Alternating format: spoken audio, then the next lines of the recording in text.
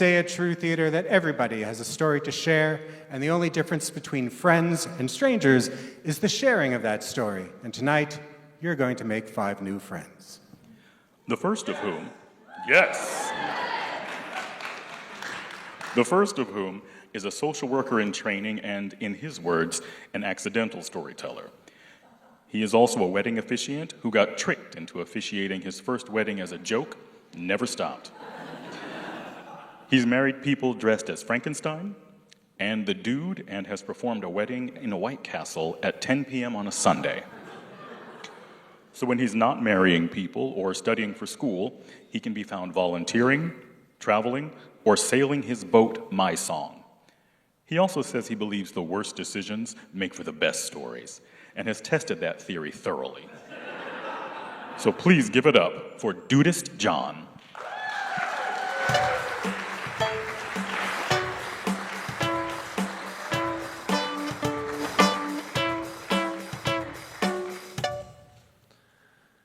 So, my first idea for a tattoo came in 1994, when my mom told me, if you ever get a tattoo, I'm going to kick you out of my house. If your parent's telling a teenager that they're not allowed to do something and then threatening them is the wrong way to go about it. And that told my 18-year-old self, who thought rebellion was cool, that that is exactly what I should do. So my first idea for a tattoo was a Smurf dancing on the word mom with a beer in one hand and a bong in the other. Because nothing says I'm my own man like stamping cartoons on my body. Thankfully, one of my friends told me, they stopped me and they said, John, that is stupid. So I do not have a Smurf tattoo. But I still wanted one. And I thought about it, and I realized that tattoos last a lot longer than 2 years. So I was going to have a 2-year rule. I had to want a tattoo for at least 2 years before I allowed myself to get it. And I've had a lot of stupid tattoo ideas. In 1999, I was a bouncer at a bar in Orlando, and I met a man who made the most beautiful Celtic jewelry. And he made a necklace for me with an emblem on it that he had seen in a book on a trip to Ireland, and it was just amazing. And that was my identity at that point, working in an Irish bar. And I had a redheaded girlfriend, and let me tell you about redheads. Redheads are my heroine. I know they're bad for me, and I will do stupid things to get my fix. So my redheaded girlfriend telling me that she loved this emblem was all I needed to decide I wanted that tattooed on my shoulder blade. But the 2-year rule sang in my head, and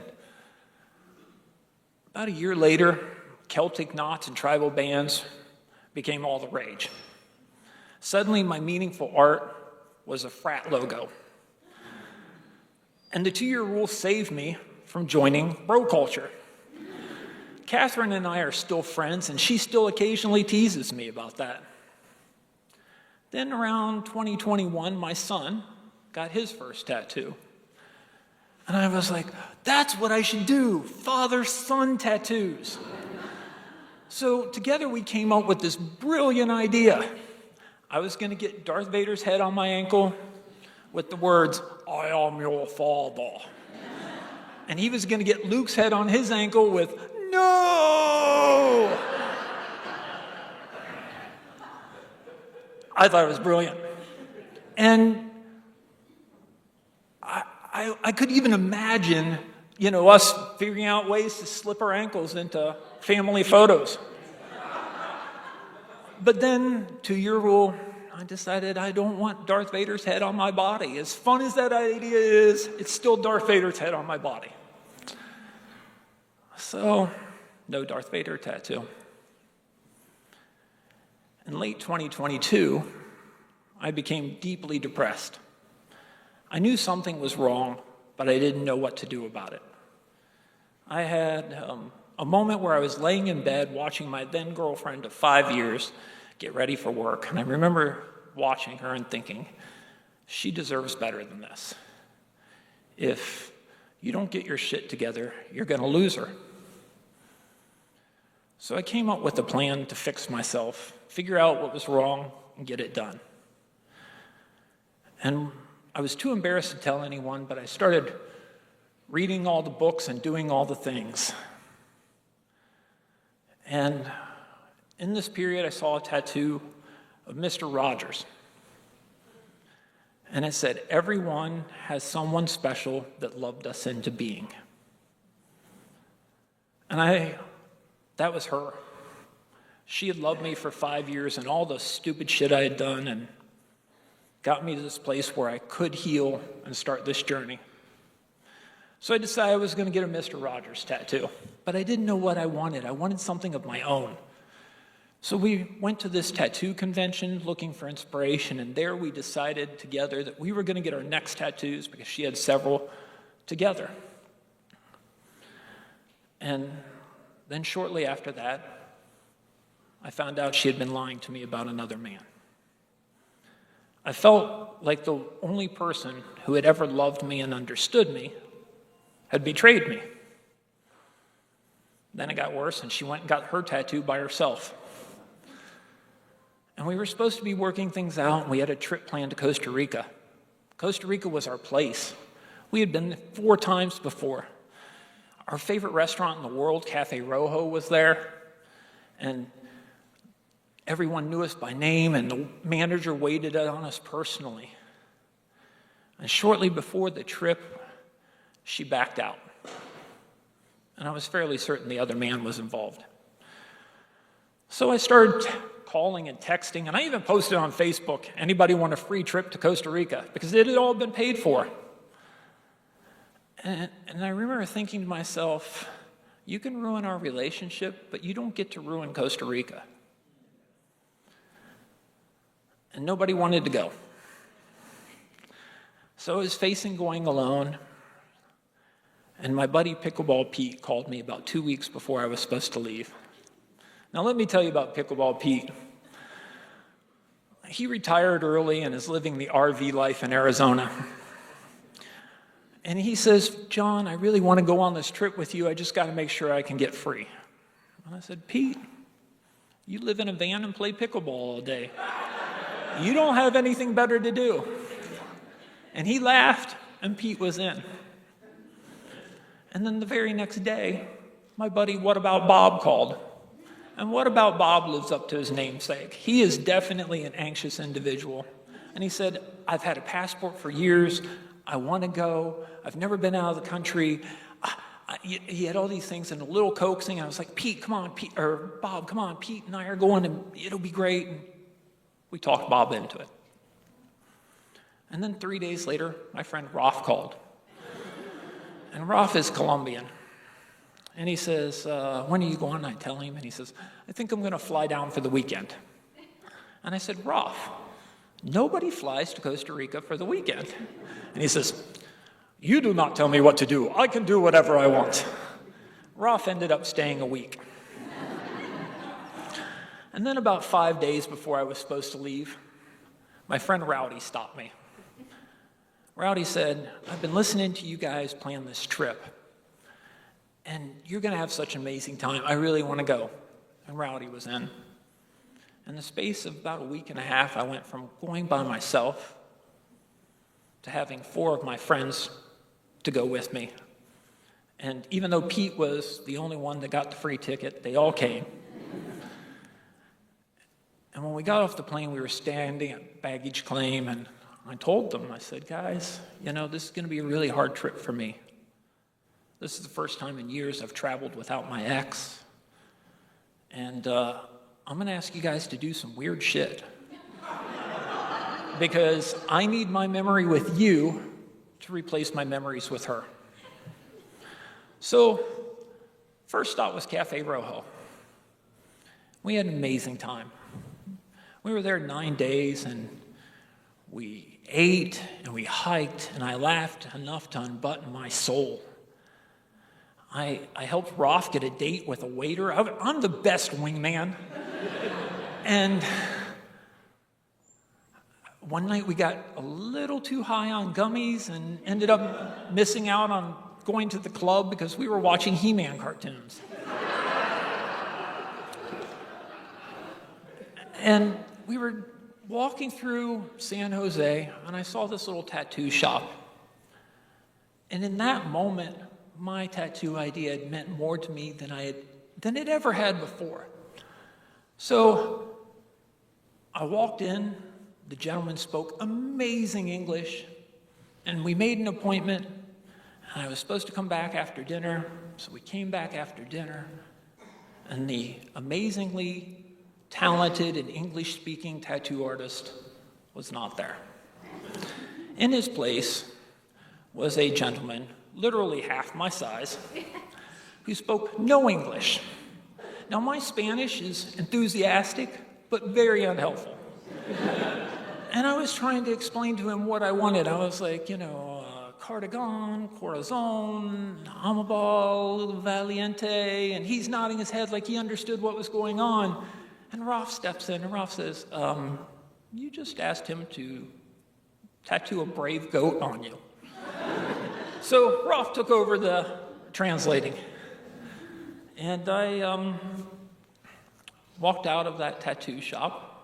The only hitch was, because he did not speak English, he was not comfortable tattooing the words I wanted. So when I left San Jose, Costa Rica, I had Mr. Rogers' cardigan tattooed on my shoulder blade, or my bicep. And a few months later, I found somebody to tattoo the words I had wanted. Be kind, be brave. Now, to me, that was my mantra. It was everything I had been going through. It had guided me. It had told me, it reminded me of everything I had been through in the last 2 years and how far I had to go. So, I had a job where I made over $100K a year, and I wasn't happy. I decided one of the things that did make me happy was volunteering. It always made me happy. So I was going to go back to school and become a social worker, because that's basically volunteering with crappy benefits. And one of the things that helped me get through all of this was writing out my gratitudes. It really pulled me out of my depression.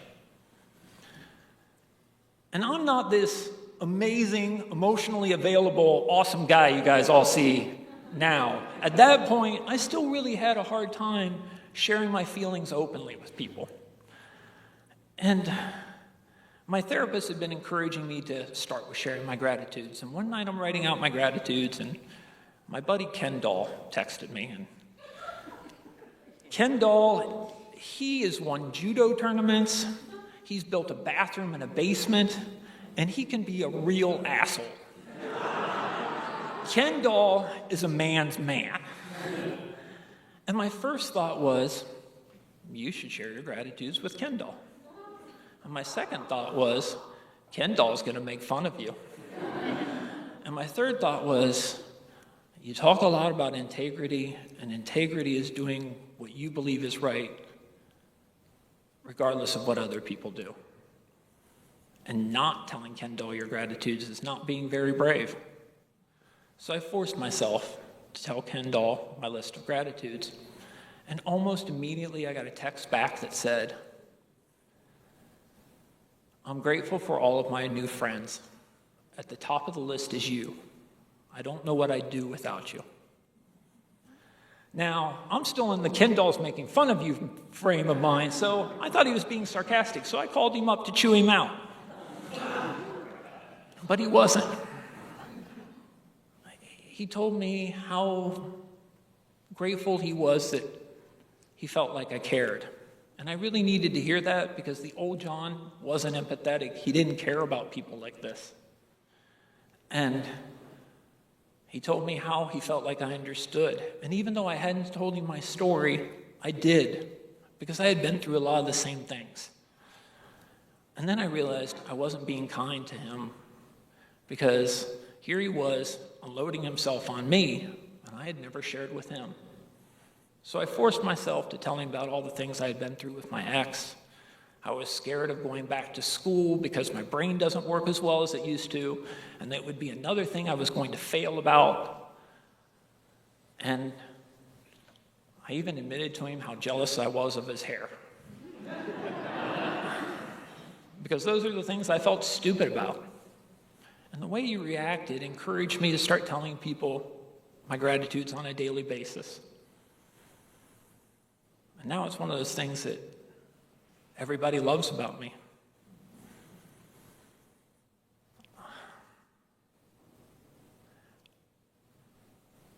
I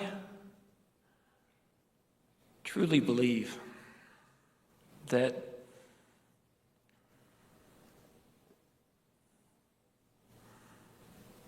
we have the power in our lives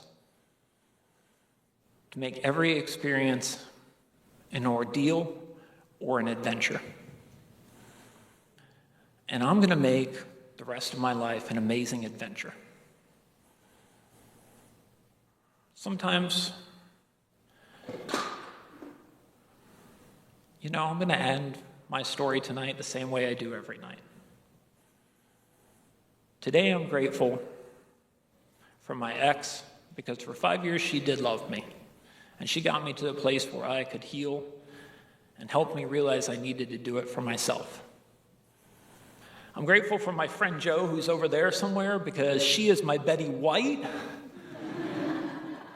Playing Cards Against Humanity with her is the only antidepressant I need. I'm grateful for my son Reuben, because even after everything we went through, he still loves me, and that proves to me I can fix things. Today I'm grateful for my son Stephen, because he really did not want to be here, and this is definitely the longest he has ever paid attention to me.